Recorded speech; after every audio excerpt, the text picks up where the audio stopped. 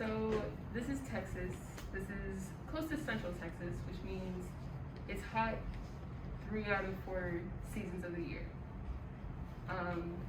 But what we weren't expecting earlier this year at the end of winter was a super intense winter freeze that basically covered almost the entire state of Texas.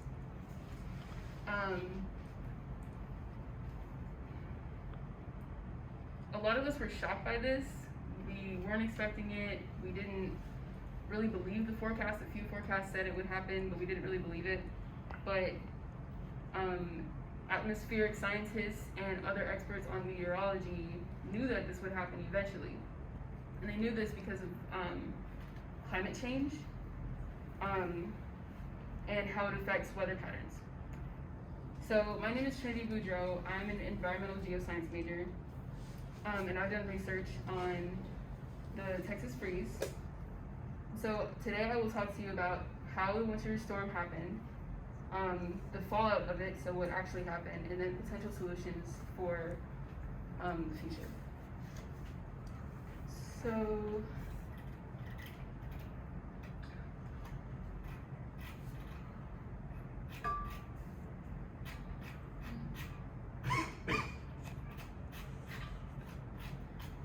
So the Earth is covered in wind cells that they rotate very fast because they convect like the air, the different temperatured air around the world. The sun heats up these cells and they rotate. But with the influence of greenhouse gases and an atmosphere that cannot handle the influx of excess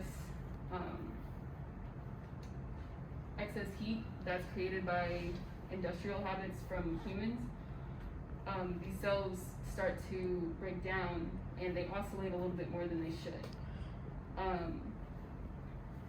So a study by Cohen in 2020 showed that during the winter months in any hemisphere, the wind cells start to oscillate in huge dips, and so that is why,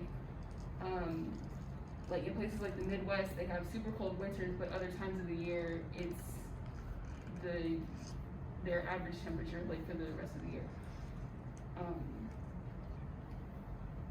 And Cohen also pointed out that the excess greenhouse gas emissions creates a surplus of heat that goes into oceans and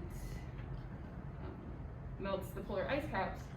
So the polar vortex expands even more, and that's what happened in Texas.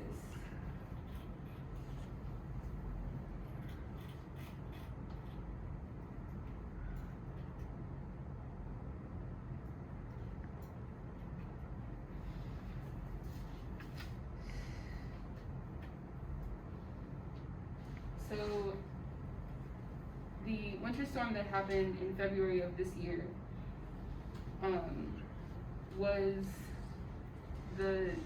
it was because of a few things. So the large waves that were created from the polar vortex met with the warm, humid air from Mexico and the Gulf, and it created not only precipitation, but because the cold air was much stronger, it all turned into snow and ice almost immediately. And because the wave was so big, it covered the entire state of Texas. It iced roads over. It made it really hard for people to get emergency services. So after it got cold, you couldn't access anything that you needed in order to stay warm, because then the entire Texas grid, or the entire Texas power grid, is owned by a company called ERCOT, and 70% of ERCOT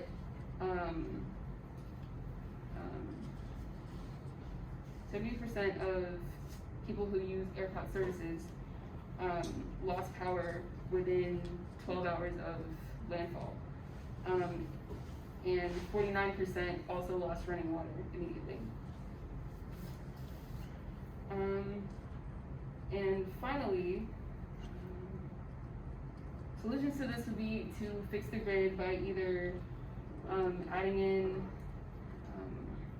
in solar power or joining the national grid. This was found by University of Texas at Arlington, as well as pipe insulation would assist in this. So more than likely, these processes will continue, and we need to be proactive about